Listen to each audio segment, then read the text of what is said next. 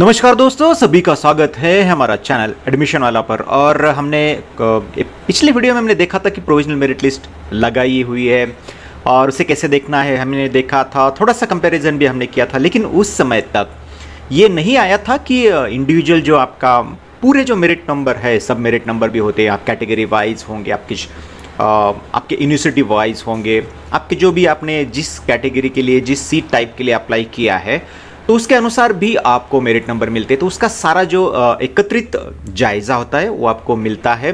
तो उसका लिंक अब एक्टिवेट हो चुका है, सभी को पता होगा, आपने वहाँ पर देखा भी होगा। लेकिन बहुत सारे स्टूडेंट्स के मन में ये शंका ज़रूर होगी कि इतने सारे मेरिट नंबर हमें प्रोवाइड किए हैं, लेकिन इसका काम कहाँ पे आएगा, इसका क्या काम होगा, काम आएंगे भी या नहीं आएंगे।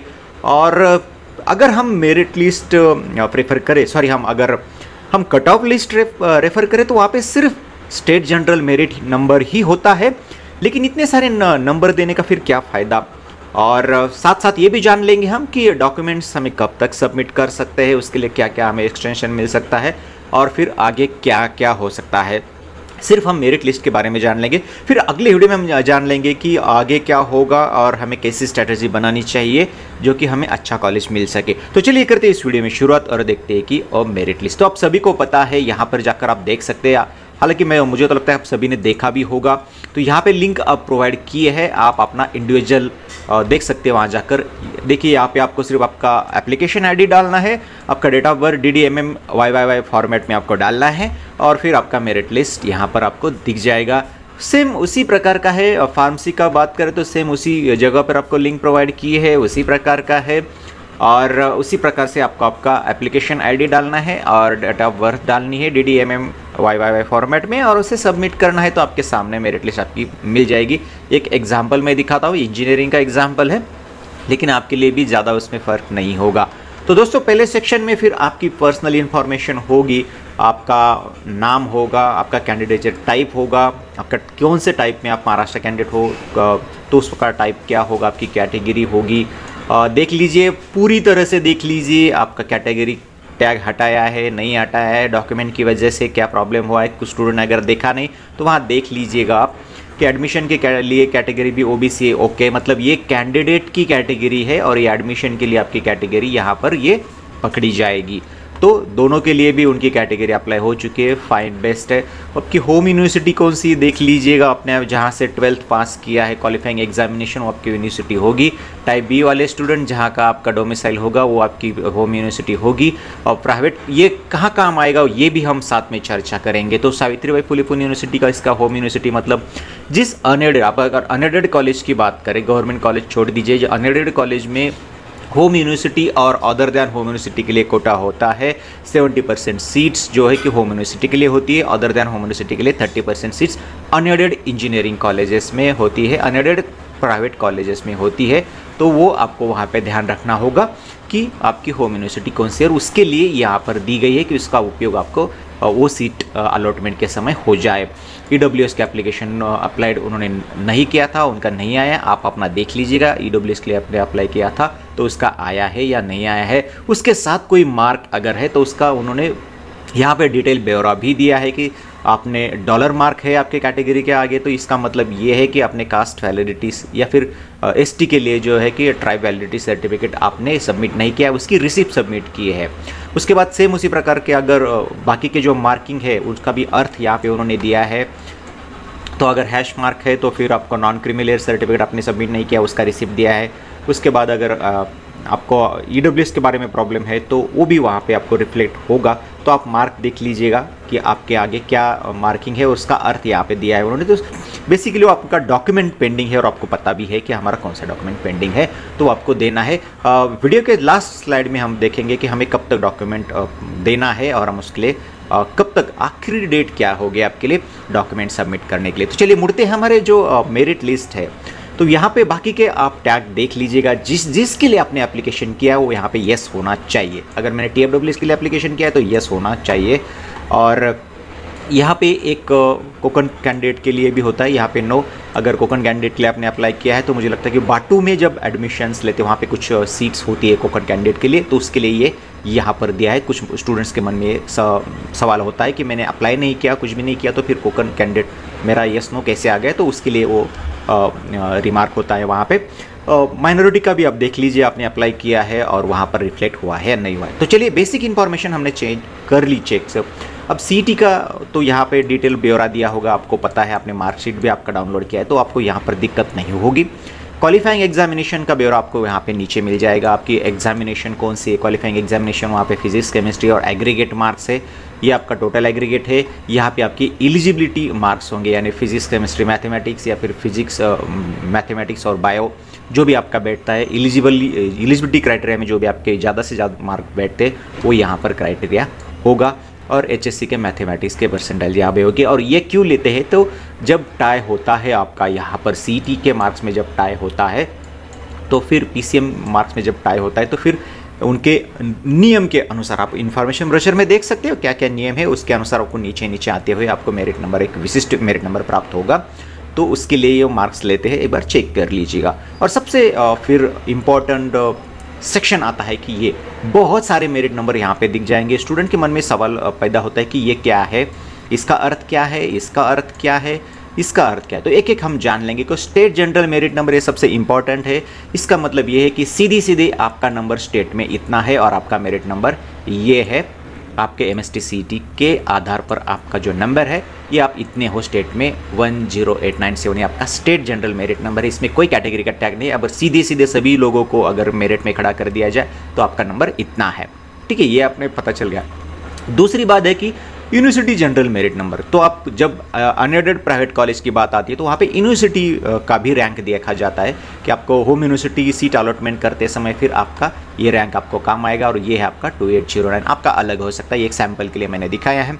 उसी प्रकार कैटेगरी से आप बिलोंग करते हो तो कैटेगरी में, स्टेट कैटेगरी में, यहाँ पे आपका यूनिवर्सिटी में कैटेगरी नहीं है, यहाँ पे आपका है स्टेट कैटेगरी। तो स्टेट कैटेगरी में आपका है 27, तो आपका देख लीजिएगा, आपका कैटेगरी यहाँ पर होगा और आपका स्टेट का वो नंबर होगा। उसके बाद यूनिवर्सिटी कैटेगरी, आपके यूनिवर्सिटी में कैटेगरी में आप कितने, मतलब यूनिवर्सिटी आपकी सावित्रीबाई फुले यूनिवर्सिटी है, उसमें आपकी कैटेगरी ओबीसी और उसमें आपका कितना नंबर है, तो आपको पता चल जाएगा कि हमारे एक पर्टिकुलर यूनिवर्सिटी में कितने बच्चे हैं उस कैटेगरी में और मेरा नंबर उसमें कितना है। उसके बाद आगे यहाँ पे ईडब्ल्यूएस का भी कुछ स्टूडेंट का होगा, यहाँ पे पीएच का भी होगा, डिफेंस का भी होगा। जैसे जैसे आपके मेरिट नंबर या फिर मेरिट प्रकार या फिर सीट टाइप पे आपने क्लेम किया है और अप्रूव हुए हैं, उस प्रकार से मेरिट नंबर आपको यहाँ पे दिखाई दिए जाएंगे। तो टीएफडब्ल्यूएस की बात करें तो फिर आपका ये स्टेट में आपका नंबर इतना है, तो मेरिट टीएफडब्ल्यूएस में तो सीधा सीधा स्टेट होगा, तो वो आपको यहाँ पे पता चल जाएगा। और ऑल इंडिया मेरिट, आपका ऑल इंडिया मेरिट भी आपको मिल जाएगा कि आपका ऑल इंडिया मेरिट, यानी ऑल इंडिया मेरिट में आपका क्या होगा, पहले जेईई का स्कोर होगा और उसके बाद फिर एमएसटी सीईटी। तो आपका ये जो ऑल इंडिया मेरिट है ये फिर एमएसटी सीईटी के बेस पर लगाया गया है, क्योंकि आपने जेईई का मार्क्स भरा नहीं था।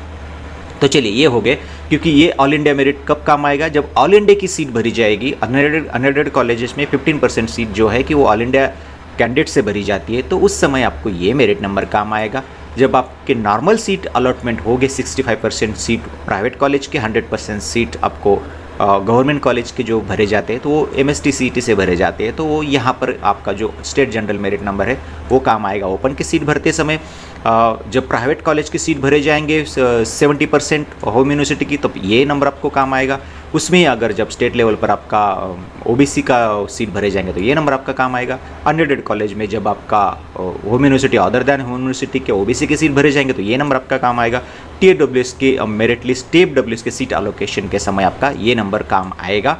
ऑल इंडिया सीट के अलॉटमेंट के समय आपका ये नंबर काम आएगा। लेकिन दोस्तों ये नंबर इतने सारे होते हैं, जब ये इस टाइप की सीट अलॉटमेंट होता है तो इसका ज़रूर विचार होता है।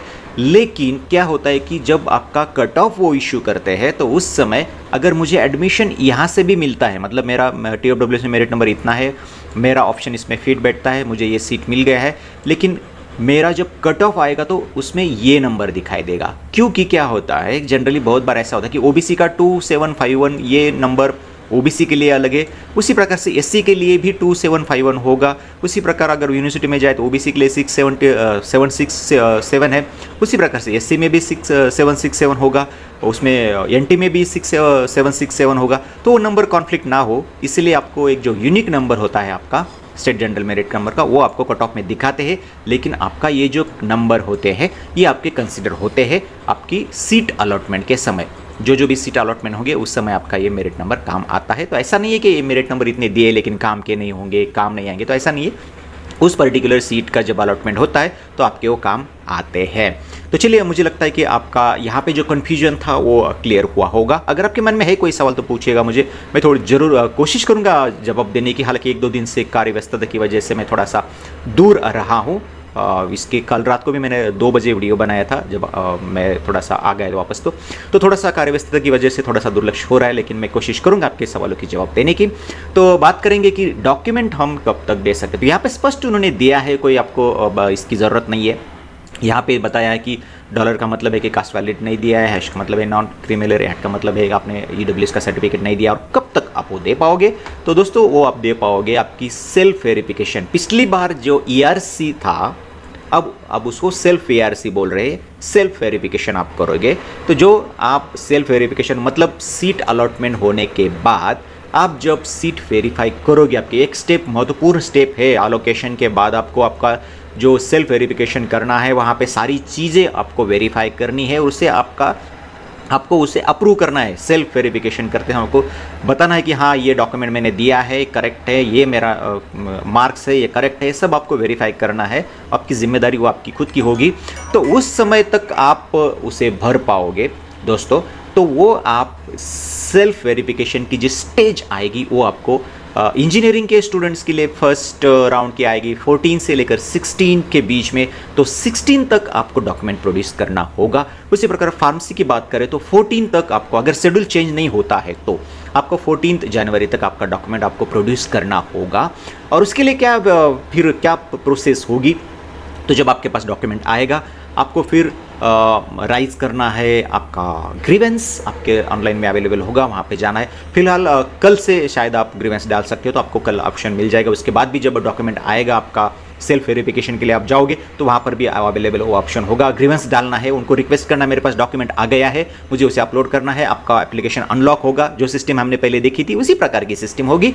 आपका वो form SC security centre unlock कर देंगे, फिर आपको डॉक्यूमेंट अपलोड करना है, फिर से उसे सबमिट करना है, एससी वेरीफाई करेगा और फिर से आपको नया एक्नॉलेजमेंट रिसिप्ट का एक्नॉलेजमेंट रिसीव होगा।